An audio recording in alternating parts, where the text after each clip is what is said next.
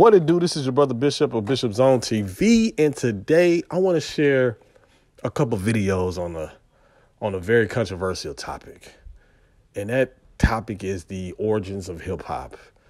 Now, there's been some prominent hip hop artists, mostly Fat Joe and Busta Rhymes, who have been spreading misleading information about the origins of hip hop. You know, Busta Rhymes claims that Jamaicans started hip hop, and he isn't the only person out there that is attaching Jamaicans to basically inventing hip hop and giving it to the local Black Americans. They gave it to the local Black Americans. And then you have Fat Joe, who pretty much says that from the very beginning, it was 50-50. Blacks and Puerto Ricans were there in unison and created hip hop. Puerto Ricans created hip hop along with the Jamaicans and the few Black Americans. Now, he might not have said a few Black Americans, but they put an emphasis on Jamaicans and Puerto Ricans as the ones that invented hip hop. And I want to share some prominent figures who actually make corrections on those claims. One of the videos that I'm going to share is from Brother Paradise Gray of X-Clan, you know, the red, the black, the green, sissies. If anybody is familiar with hip hop, then you are aware of the legendary, iconic group X-Clan, who was pretty hot in the late 80s and early 90s. From New York, by the way. These are people from New York. I just want to say that. Let me get that out the way. These people that I am posting are all from New York. So for the naysayers who say, how can anybody that's not from New York talk about the origins of hip hop? They don't know. Puerto Ricans and Black folks were always together. We always loved each other in the Bronx in New York. So hip hop is a New York thing. It's a Black and Puerto Rican thing. Okay, well, I'm getting this information not only from Paradise Gray, who is from a legendary group and is well in his, you know, is an elder at this point. So he can speak on it. He can speak on it because he was there from the beginning. But not only Paradise Gray, I'm also getting information about the origins of hip hop from Crazy Legs, who is the famous B-boy Crazy Legs, right? Who is also Puerto Rican.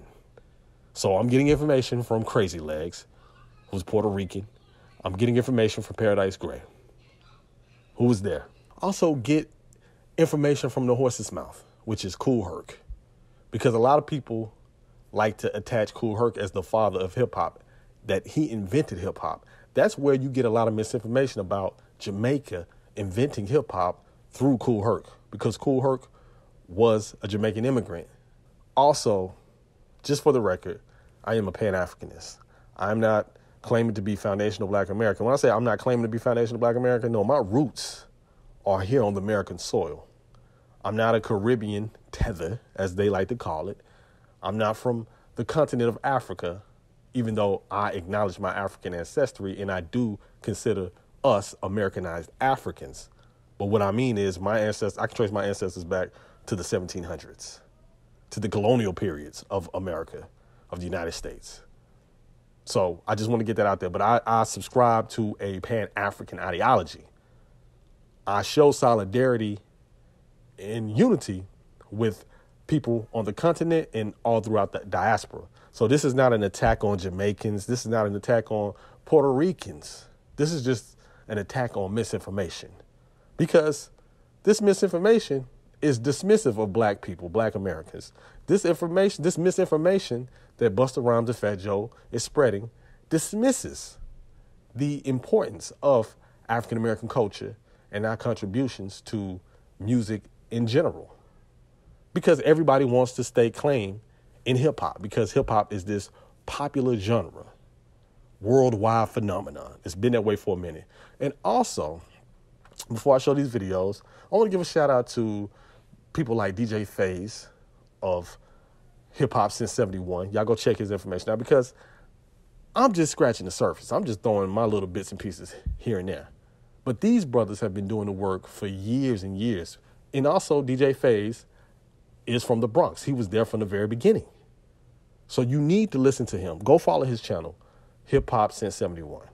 You know, a lot of these people have been putting in the work, been addressing the misinformation. Unfortunately, mainstream media hasn't caught on yet to this misinformation.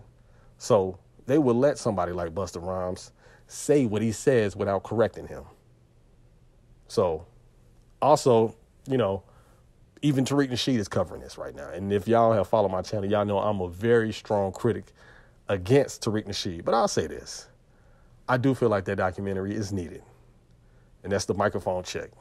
It's needed. Now, I'm not going to purchase it. I'm not going to put money into it. But, hey, if it's on, I will watch it. And I'm not against it because the story needs to be told correctly. We need to give respect to those who came before Kool Herc because there were individuals who came before Kool Herc that helped push this thing that we call hip-hop to the forefront. Kool Herc, and including Puerto Ricans, they contributed to hip-hop. They didn't invent hip-hop. Kool Herc was not there from the beginning, as you will hear from his own mouth, but they contributed to the genre. There's a difference between inventing and contributing. So I just want to put that out there, and let's let these videos do the talking themselves, all right? Yeah. Because you're saying it's blended. Is it? It's 50 because, you know, some of the elders don't want to stir the waters, and I get it. But in 50 years from now, when we're all dead, some person's going to cross-reference and be like, this is wrong, this is off. So you're saying hip-hop 82, so what year? Put it this way, I'll put it this way. Okay. The people on that first flyer, and a lot of people will be really upset with me for this. Oh, man. There's certain people on that flyer who said, I didn't even know Kool Herc on that day. I didn't meet Kool Herc until 2 years later. And that flyer only showed up 10 years ago. And what flyer is this? So the famous flyer that's posted. It's supposed to be the first jam. Okay. Now whose name is on this jam? DJ Clark Kent, the original Clark Kent. Okay. Timmy something, I forgot his name. Kool Herc. But Clark Kent didn't know Kool Herc until 2 years later, based on what he said. He met him in 75. And there's a whole bunch of stuff. Like, you know, a lot of people think Kool Herc started breakbeats. No, it was a dude named... Wait, come on, man, stop. No. But here's the thing. Okay. I'll get to the good shit. Okay. A guy named John Brown, that was his name. He used to DJ at a club, and Kool Herc went there. And I had Kool Herc's first interview. So I got the data. I got the receipts. So in there, he says he saw this dude named John Brown spin out this club in the Bronx, and then he was inspired. Now, the thing is that, yeah, he inspired Herc, but Herc inspired the other people who really elevated and evolved everything into a different lane. Right. So I would never take anything away from Kool Herc's contribution, but I'm not going to embellish it. Right. And even one thing I feel like everyone in hip-hop kind of agrees with, that Kool Herc is the father. But he wasn't called the father of hip-hop until Bambaataa told everyone to stop calling himself. His band was like, yo, stop, don't call me the father of hip-hop. But he was inspired by Herc as a DJ. Right. So because he was inspired by Herc, he wanted to give Herc the ultimate hip-hop thing, which is not fair because if you start taking apart the elements, graffiti, DJing, breaking MCing, okay, who is his peers in each one that are going to say the exact same thing about him being the father of every element? Right. It's not going to happen. It's impossible. I feel like you're talking about Socrates. Yeah, no. But I mean, in a sense, we are. And the thing is that when you're looking at people like Grandmaster Caz, Melly Mel, and different writers like Lee Quinones, Futura 2000, Phase 2, those dudes are like the Kool Hercs of their own element of hip-hop. Right. So when you say Kool Herc is the father of hip-hop, that diminishes the role of every leader from every other element of hip-hop. But I've never really heard no one else say what you just said just now. Because they don't like to stir the waters, because I talk shit. Honestly, you're saying they saying it, but they're not saying it. They know it. I know. I went to a meeting, and I'm not going to throw any names out because I love my brothers, man. But I went to a meeting where we were going to address Kool Herc. That's okay. But have another drink. But I'm still a leader. Right. So there was a meeting where someone was sent to, as Kool Herc's representative, and the question got to the point where, okay, did Kool Herc create hip hop? And this is someone that's Kool Herc's peer, and he was like, no. But am I going to say that in public? No. And then he rightfully said, because your motherfuckers are the ones who started calling him the father, but we were told that by Bambaataa. Meeting where someone was sent to, as Kool Herc's representative, and the question got to the point where, okay, did Kool Herc create hip hop? And this is someone that's Kool Herc's peer, and he was like, no. But am I going to say that in public? No. And then he rightfully said, because your motherfuckers are the ones who started calling him the father, but we were told that by Bambaataa, so we didn't know better. Right. But I'm still going to recognize them. Let's get some clarity on what you're saying, because you're saying Herc for the music. Yeah. So are you saying that before that, obviously, the graffiti artists and the dancers, that was already happening? It was. I would say it was a genesis because people say that Kirk came from Jamaica. Yep. And that's like kind of how Bringing the turntables together. That's a nice story. Right. Oh my God. It's a perfect, no. If you're talking, if you're talking sound systems and where he comes from and that coming from there, right? Yes, but was that already in New York? Which I've seen this argument a lot. So I'll give you the data. Right. There's a dude named Kool DJD who was already in the parks. Kool DJD was getting a new sound system. He sold his old sound system to Kool Herc. That's when Kool Herc came into the parks. The sound system that Kool Herc talks about that he got from his father was a house system. That's why he could do the community centers. You couldn't bring that system out into the parks. It's going to be like bringing a little box. Right. So Kool DJD was that dude he was already in parks. Mario was in the parks. There was a lot of people in the parks. Some people doing disco and take away his flowers because he deserves those. They just don't need to be embellished. Right. Yeah. I didn't mean to bring you guys down. No. It's like I believe that's the first time I heard that. It's the first time for me as well. Like even if I did hear it, except the part of the turntables, because I feel like the same way that people have been trying to take away the Puerto Rican Latino side of it, they've also been trying to take away the Jamaican influence on it. Right. So I feel like there's that argument going on. But here's the thing, I wasn't there a couple of years before I started, so I don't know if Kool Herc was playing Jamaican music. But the only person I knew that was playing reggae was Bambaataa. He was playing Yellow Man. God, I can't even think of all the artists right now. But Bambaataa was the one who turned us on in hip hop to what would be considered rock steady. Right. You know, that style of reggae. Right. Holy shit, man! I mean, the tapes are there. You can hear them, and that's a good thing is that these tapes exist. Thankfully, Tape Master, rest in peace, he just passed away, and that's another brother. We wouldn't have those musical references if. And let me tell you something, bro. Yeah.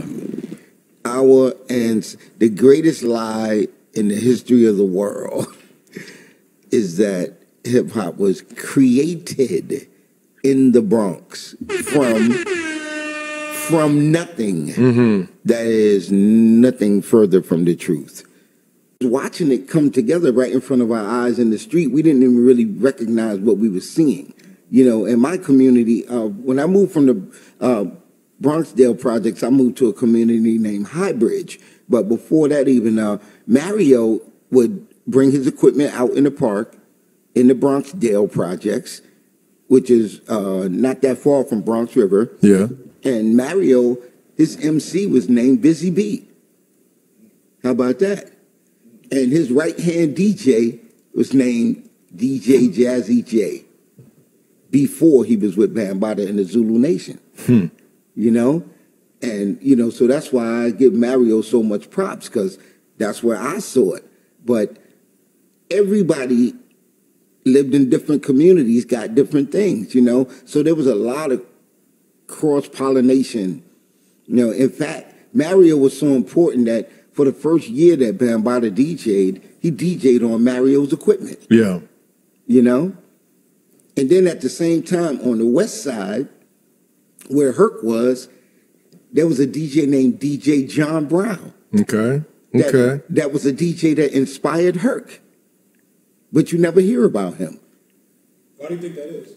Well, because when people who originally went to the Bronx to get the stories of hip-hop, they talked to who they talked to, and they took it as God, as gospel, as the Bible.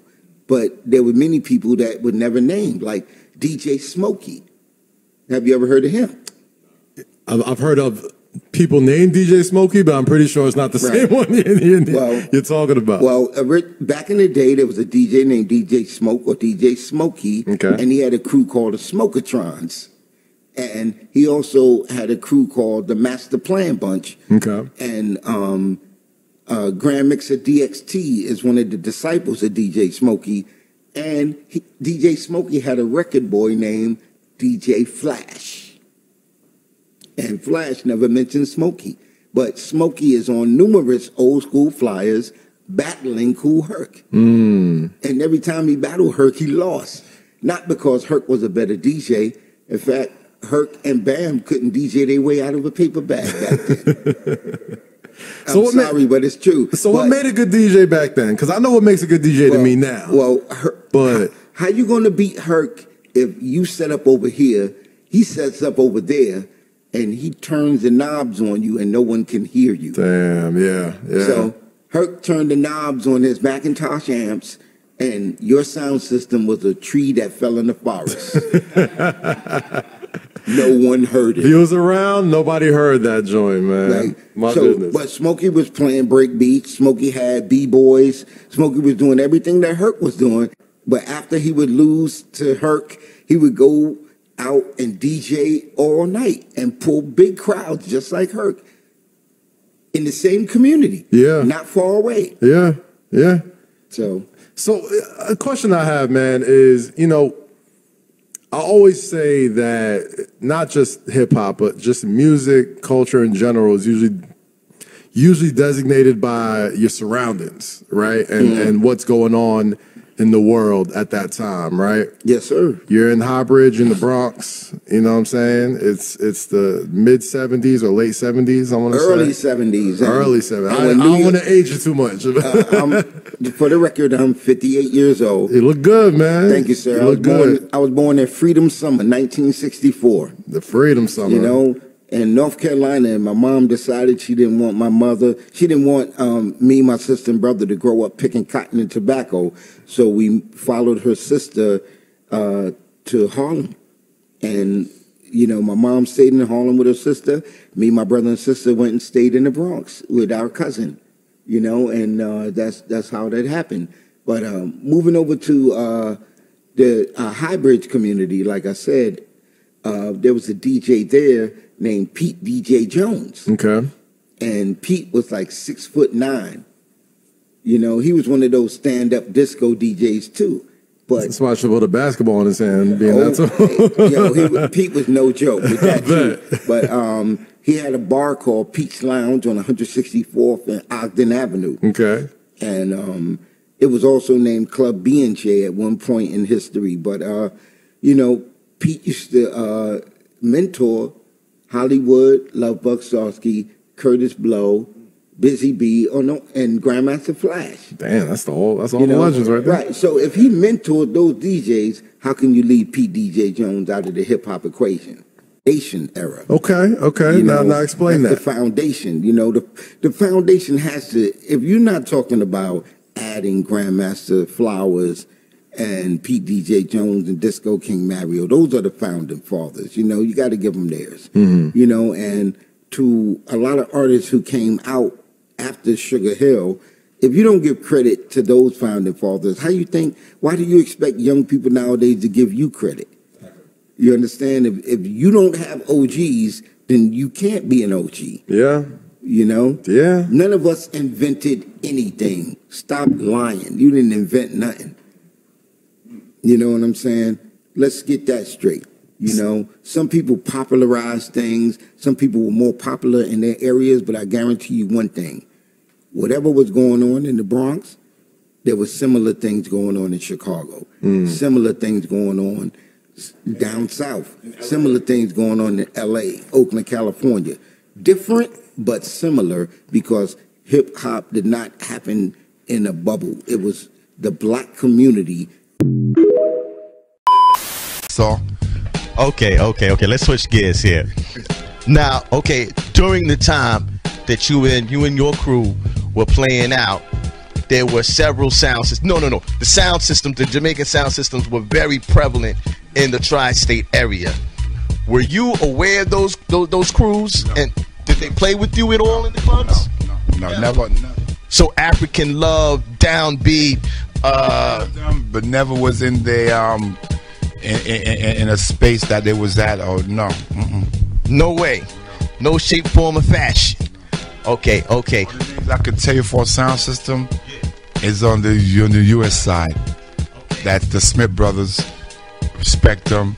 Soul Brothers out of Brooklyn, Nell Gwynns, respect them. That's what I'm talking about. I don't know if it's a Jamaican group. I know the Soul Brothers, Nell Gwynns at 42nd Street. Okay. And they have brothers like Plummer, LaBoya, Flowers, and the Disco Twins. And their boys was really into technology and big, heavy sound. With me, I was just a guy who liked to hear my sound good, clear for my audience. I was not a fanatic engineer or that. I'm basically power, mid-range, and high. These guys could go into Triumph and all that. I'm a buy-in person.